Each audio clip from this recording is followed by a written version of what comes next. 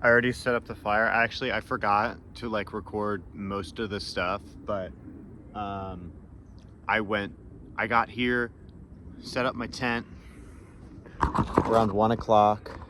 I went to go to the camp store to get firewood, but then there wasn't any because the camp store was closed because it's only open like 2 days a week.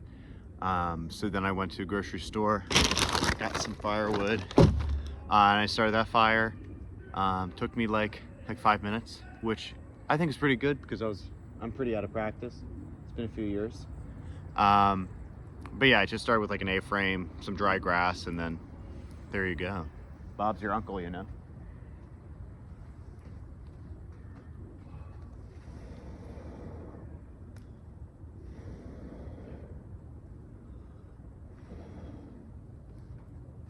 It's a little smoky, I will say, which kind of doesn't make sense for what like kindling I used. I got a whole bunch of kindling. Actually, got a whole bunch of stuff off the bike trail, so that's fun. Here's my here's the tent. It's a 2-person job, but I got it done, so that's fun. Okay, now it's time. I'm gonna start making dinner. I got my cast iron. Let's see. Okay, I got some butter. I got some eggs and stuff. My mom bought some eggs and she was like, you need to use these all before you get back. So I'm like, okay. So I'm gonna have a very heavy egg-based diet, I guess, on this trip.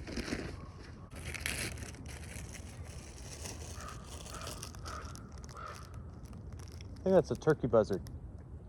Yeah, that's a turkey buzzard. That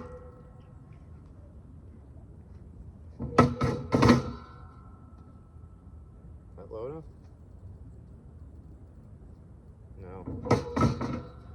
No. Got a knob of butter or whatever.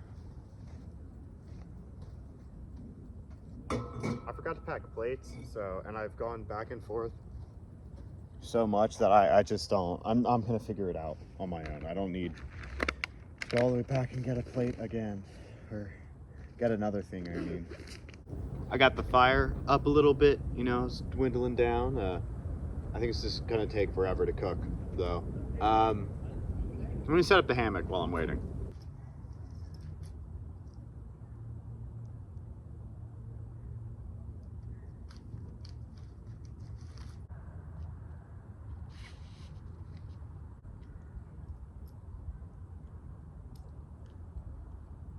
Oh, that's too low.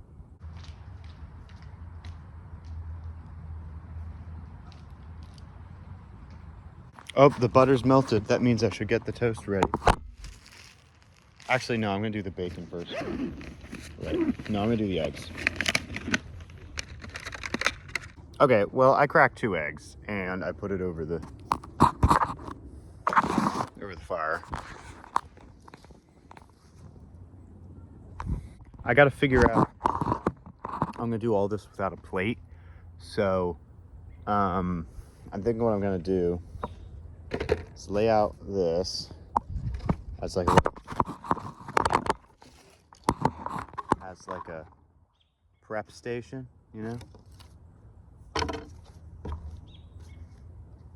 And then I can can you see the bread? Okay. Okay, whatever. But I have 2 pieces of bread, and then once the eggs are done cooking, I'm gonna put them on there and then put the bacon on. Turkey bacon is now on the pan. Fucking mint that. All right, lads, look at the feast. Look at the feast.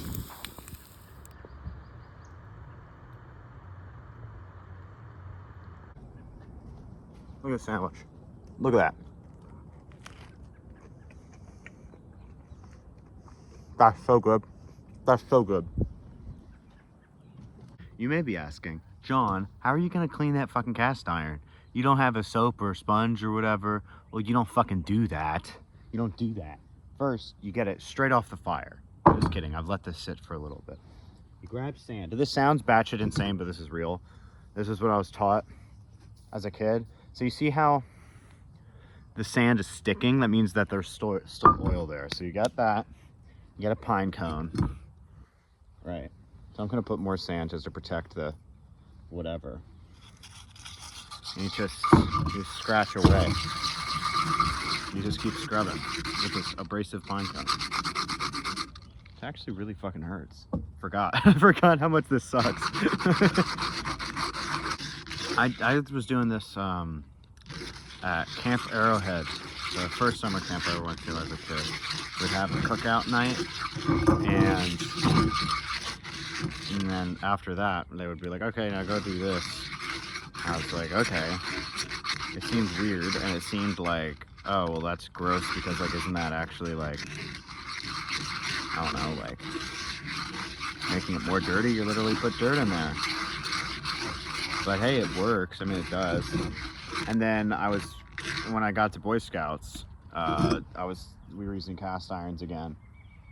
When we were at Gettysburg, we had a campground at Gettysburg, I guess, to, like, the hollowed grounds or whatever. And they gave us, like, a whole tour and stuff and talked about the war and whatever, but regardless, but the fucking point of the story is, I remember they were like, okay, go clean this cast iron. And I was like, in my head, I was like, well, there's no fucking sand, or what's it called, or pine cones around. This is all grass, you know. So then they say, go rinse it out, like go rinse it out and wash it. And then I go over to the spout to go do that. And then my scoutmaster, or I think it was Jack, the life scout, which is like one step below Eagle, was like, what are you doing? I'm like 11, by the way. What are you doing? Are you an idiot? You don't do that with cast iron. It'll rust right through, you idiot. I'm like, well, what am I supposed to do? I don't know. I actually don't remember. I think somebody just took it away from me and they did it because I don't know. But I was like the only like 11-year-old in Boy Scouts, so I was like the youngest person there. So it was like, I didn't really have any friends that were like one dude who was my age, but like I was like, so like we were always put together for buddy system, in the buddy system or whatever, and he was always getting me in trouble because he'd like run off and do something. Or I remember one time we were in Washington, D.C., and we were camping, and then you go into the city, right? But we were in Washington, D.C., and we were packing up. It was like the morning we were leaving, and like, you know, the rule is on those days in Boy Scouts that you have to, at least maybe in my troop, I don't know if this was everywhere, but if you don't get to eat breakfast until your tent's broken down, you know what I mean? And Brogan would just like, that was his name, I don't know if I already said it, but would like wait. He was like doing this, he just wouldn't wake up. He wouldn't wake up. And we were trying to wake him, he was like, no, give me 15 more minutes. And he kept doing that. And eventually, everyone's already eaten, right? The fire's out. And then so we put away our tent. And now what I have to deal with is eating a cold s'mores Pop-Tart after all of that, after breaking down this tent. And he didn't even fucking help, I don't think, break down the tent, which was, just pissed me the fuck off. I just, oh my God. And then there's one time, I mean, we were in the same tent again. Yeah, see, look how much progress I've made. It's awesome. And we were in Washington, New Jersey, camping on the beach, which, oh my God, I will never camp on a beach again. It is a nightmare. I don't know why they did that. It was the first trip that my dad wasn't there too. So I was kind of like in charge of myself, and I had a limited amount of money to spend on lunch because they provided breakfast and dinner with like a meal plan thing, but you had to figure out lunch on your own. Which would have been like okay if I was like 15, but I was like 11, so like I don't know. It was very stressful for me, and I spent it all faster than I thought I would. But let's see. Oh yeah, so I'm in the tent. I'm on my 3DS, which I'm not supposed to have, but you know, fuck it. Like I'm gonna play my fucking video games. Like I don't care. Like fuck this troop. I hated those guys. I not really. I mean, I really tried to like them, and I wanted them to like me. I wanted them to like me so bad. I don't know, because they were older kids or whatever, and I thought they were cool or something. But they're actually really lame. Like now that I think about it now, I mean, they were so lame. But what was it? Oh, nice. Okay. But what was I saying? Oh yeah, we were in Wildwood, and I'm on my 3DS, and we had met with these people, these other Boy Scouts from a different troop, and I was like, and so then we were like, hey, do you want to go to the? We had previously talked about going to the water park or no, the roller coasters or whatever. And then he was like, do you still want to go? I was like, no, because I'm playing my 3DS. And he says, okay. And he's outside the tent. I don't see him. And then he just like leaves. I'm not aware that he leaves the campground. And then I get in like, and then he buddy systems with somebody from the other troop. I am not aware of this, by the way.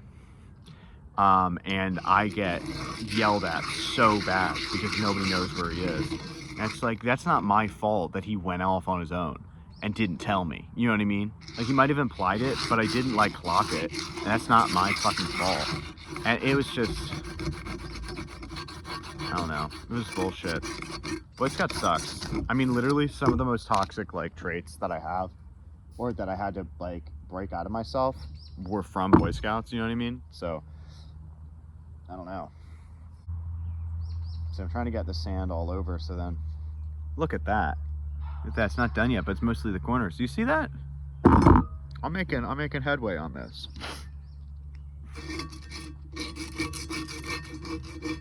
But yeah, but I love camping. I do. I wish I was like with people right now. That'd be cool. I wish it was a little bit warmer, but I mean, most of the time I camped when I was a kid, it was like cold as shit outside anyway, so I'm kind of okay, you know. Oh my God, one time we did the Big Chill. It was in like 5th grade. Big Chill is this thing in Boy Scouts where you go out to these, like, I mean, you're in cabins for this one, but with a wood fire.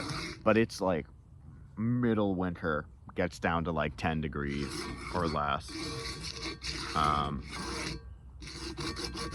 Shit was cold. Shit was cold. They called it the Big Chill for a reason. And it was really fun. I mean, I remember having fun. I was mostly reading manga. That was back when I did read manga, but reading manga.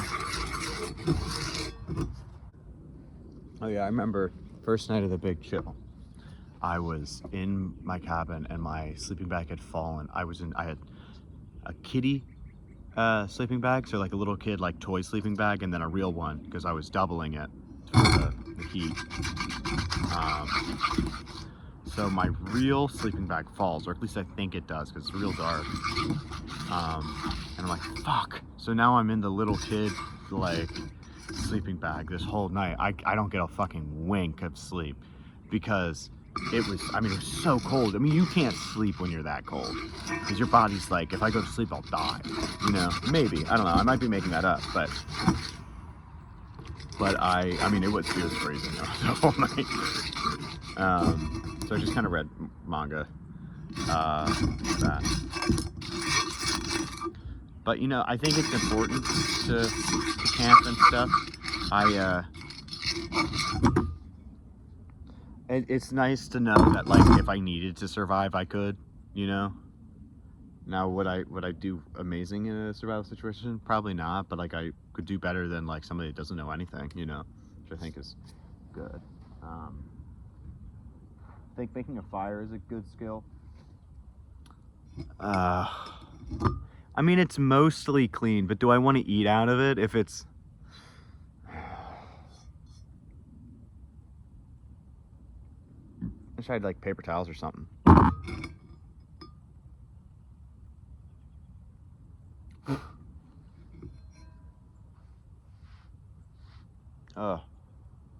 Oh wait, I'm gonna I think I'm gonna go on a hike. So, while I still have some sunlight. So I'm gonna take you with me. I put out my fire, but like, I don't wanna like fully wait for it to go out, and I don't wanna douse it. I mean, because if I douse it, then I can't do a fire tonight, because then the whole thing's gonna be wet, and it's just like, I can use some of this wood still. I mean, it's just embers. No, Boy Scout in me is saying I can't do that. So hold on. I'm gonna smother it instead of... Okay, that should be good. I think most of that's gonna go out. Only you can prevent forest fires. This is a little trail right next to my campground.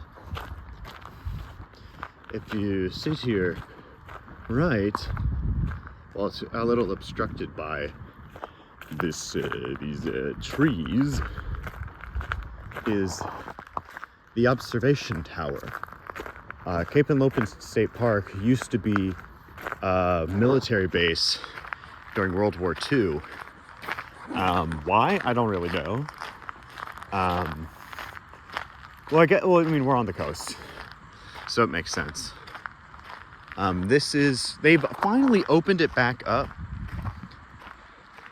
which is nice because it's been closed for like every single time I fucking come.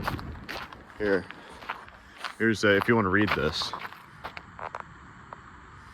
We are going to climb the tower. It's been over a decade since I've done this. It was also at Boy Scouts.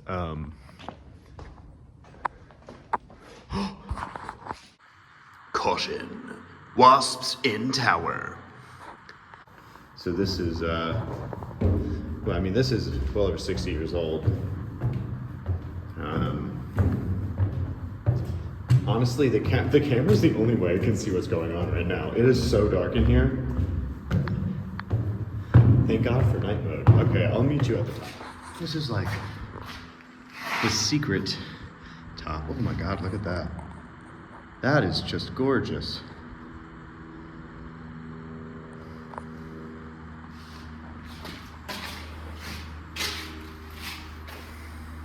We got some tags. Wait, can you see this one? Cool.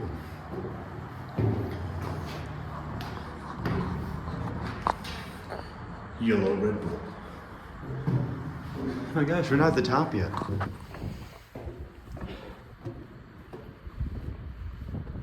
And here we are. Oh my God, I'm so out of breath. Oh my God. Okay, wait.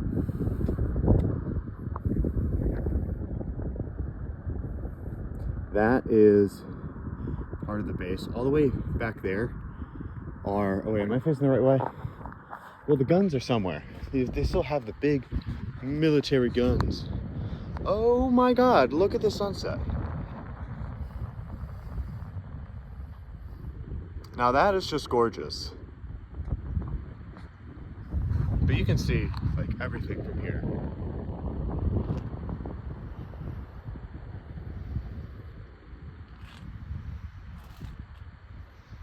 Like, it's just fantastic. There's one of the main bunkers. That's a museum now, I'm pretty sure. It's so weird. I mean, so much is different now. Oh, there's one of the guns. Oh, there's some of them in the middle. There's two on the left and that one on wheels. But they moved a lot of them. And if you look over there, that big gray thing right in the center, that's a fucking behemoth of a missile shit, whatever the fuck. That shit, I'm gonna show you guys that. I'm gonna walk over there. Delaware Defense Day. Y'all, you think I can get out of here in time?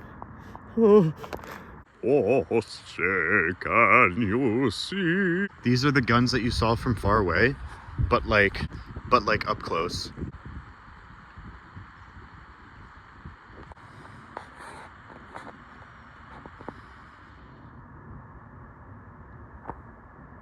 So like this whole area that I'm walking through is the like main area, And this has all been here for a very long time. They added a few guns, but the little path that I'm going to show you in a minute is like brand new, at least to me.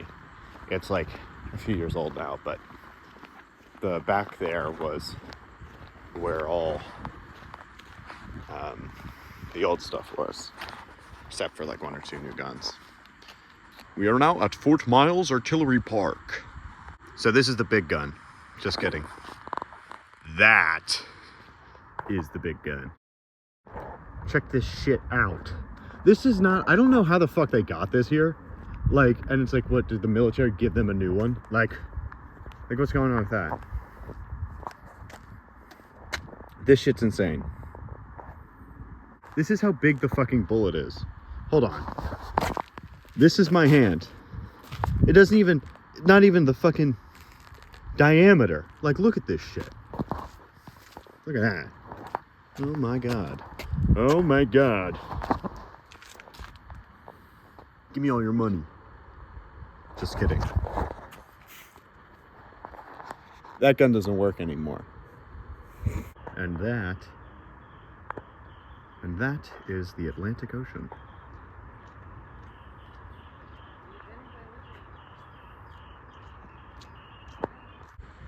This is the museum. My God, look at those clouds. I climbed up there when I was like a teenager. It was like, what? 17, I was 17. I went camping here with a bunch of friends.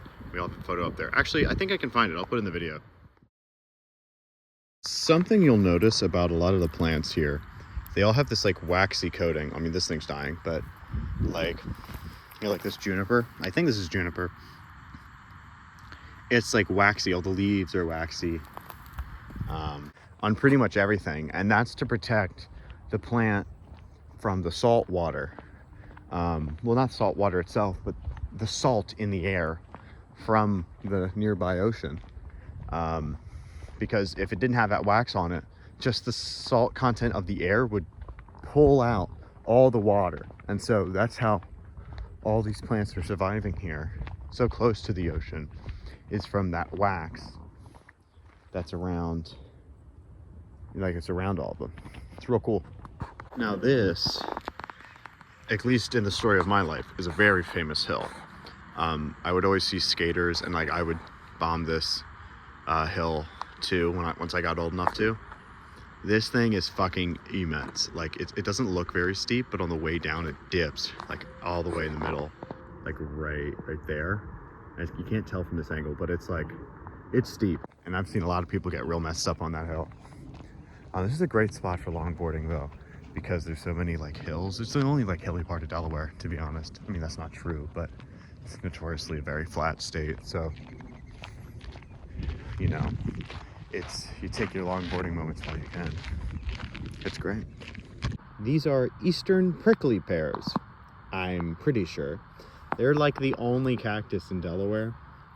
When I was a kid, I was dumb enough to touch one, and it was awful.